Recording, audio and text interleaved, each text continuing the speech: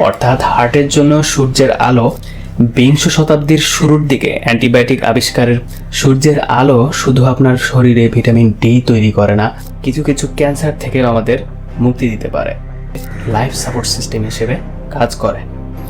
Hello এবং hello, আমি হুমায়ুন কবির আছি আপনাদের পাশে হেলদি লাইফস্টাইলের অভিজ্ঞতা নিয়ে। সূর্য সকল শক্তির উৎস, আর আমাদের শেখানো হয় রোদে গেলে কালো হয়ে যাব, রোদে গেলে রোদের তাপে ক্যান্সার হয়, কেউ রোদে গেলেই অসুস্থ বোধ করে। কিন্তু এই কথাগুলো কি আমাদের সূর্যকে ভুল বুঝিয়ে দিচ্ছে? আজকের এই ভিডিওতে আমরা ভেঙে ফেলবো এই কমন মিথগুলো।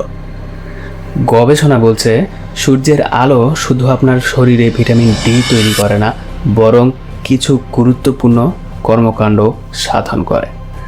বরং এটি আপনার দেহে এমন কিছু জরুরি প্রক্রিয়া চালায় যার কোনো বিকল্প নেই। তাহলে জেনে নেওয়া যাক সূর্যের আলো কিভাবে আমাদের লাইফ সাপোর্ট সিস্টেম হিসেবে কাজ করে। সবার জানা উপকৃত দিয়েই শুরু করছি। Vitamin D. ডক্টর হলি ভিটামিন ডি গবেষণার ক্ষেত্রে বিশ্বের সবচেয়ে স্বীকৃত এবং শক্তিশালী বিজ্ঞানীদের একজন। তার রিসার্চে উল্লেখ আছে, যখন সূর্যের ইউভি রশ্মি আমাদের ত্বকে পড়ে তখন ত্বকের নিচে থাকা গুড কোলেস্টেরল ভেঙে ভিটামিন ডি তৈরি হয়। এই ভিটামিন ডি শুধু হাড়কেই শক্ত রাখে না, শরীরের জরুরি প্রক্রিয়া সাধন করতেও এই ভিটামিন ডি এর খুবই দরকার। গবেষণায় দেখা গেছে এটি আমাদের পুরো ইমিউনিটি সিস্টেমকে এতটাই শক্তিশালী করে যে এটি সাধারণ জ্বর, ঠান্ডা, সর্দি, কাশি থেকে মুক্তি তো দেয়ই, কিছু কিছু ক্যান্সার থেকেও আমাদের মুক্তি দিতে পারে। দ্য ল্যানকেট জার্নালে প্রকাশিত একটি রিসার্চ বলছে ভিটামিন ডি এর অভাব ডিপ্রেশন এবং হার্টের ঝুঁকিও অনেকাংশে বাড়িয়ে দেয়। আপনি কি কখনো ভেবে দেখেছেন আমাদের দাদা দাদি নানা নানিরা বলতো রোদে শুয়ে থাক, সব রোগ সেরে যাবে? কথাটা কিন্তু একটুও ফেলা নয়। বিংশ শতাব্দীর শুরুর দিকে অ্যান্টিবায়োটিক আবিষ্কারের পূর্বে হেলিওথেরাপি, সূর্যালোক চিকিৎসা নামে একটি বহুল ব্যবহৃত বিখ্যাত চিকিৎসা পদ্ধতি ব্যবহার করা হতো, যা ছিল আধুনিক এবং অত্যন্ত কার্যকরী একটি পদ্ধতি।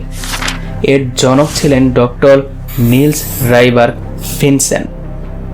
যক্ষা রোগের একটি বিশেষ ধরন লুপাস ভালগেরিস এর চিকিৎসায় সূর্যালোক সরাসরি ব্যবহার করা হতো এবং এই জন্য তিনি 1903 সালে নোবেল পুরস্কার জিতেন। তার গবেষণা প্রমাণ করে সূর্যের আলো সরাসরি কিছু ক্ষতিকর জীবাণুকে মেরে ফেলার সক্ষমতা রাখে এবং রোগ প্রতিরোধ ক্ষমতাকে বাড়াতে পারে।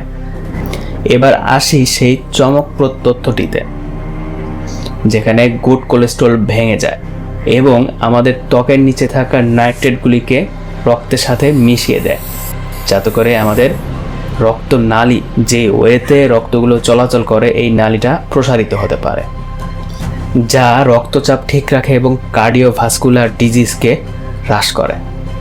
এটা সরাসরি এইচডিএল কোলেস্টেরলকে ভাঙা নয়, এটি রক্তের নাইট্রেটগুলোকে অ্যাক্টিভ করে, যা হার্ট অ্যাটাকের ঝুঁকিকে কমায়। অর্থাৎ হার্টের জন্য সূর্যের আলো একটি ওষুধের মতো কাজ করে। এছাড়াও আরও অসংখ্য জরুরি প্রক্রিয়া সম্পন্ন করতে সূর্যের আলো খুবই দরকারি। সার্কাডিয়ান রিদম, রোদ এবং অন্ধকার কিভাবে আমাদের শরীর বুঝে, তার একটা বায়োলজিক্যাল ক্লক আছে। রোদের সংস্পর্শে গেলে শরীর বুঝে যায় এখন দিন হয়েছে, আমাদের অ্যাক্টিভ থাকতে হবে। যখন অন্ধকার নেমে আসে তখন শরীর বুঝে যায় এখন আমাদের রেস্ট করার সময়। হার্ভার্ড মেডিকেল স্কুলের একটি গবেষণায় এটি বিশদভাবে বর্ণনা করা হয়েছে। মুড বুস্টার, প্রাকৃতিক সেরোটোনিন হরমোন। সূর্যের আলো মস্তিষ্কে ন্যাচারালি সেরোটোনিন হরমোনকে বাড়ায়, যা অ্যাকচুয়ালি আমাদের খারাপ মুডকেও ভালো করে দেয়।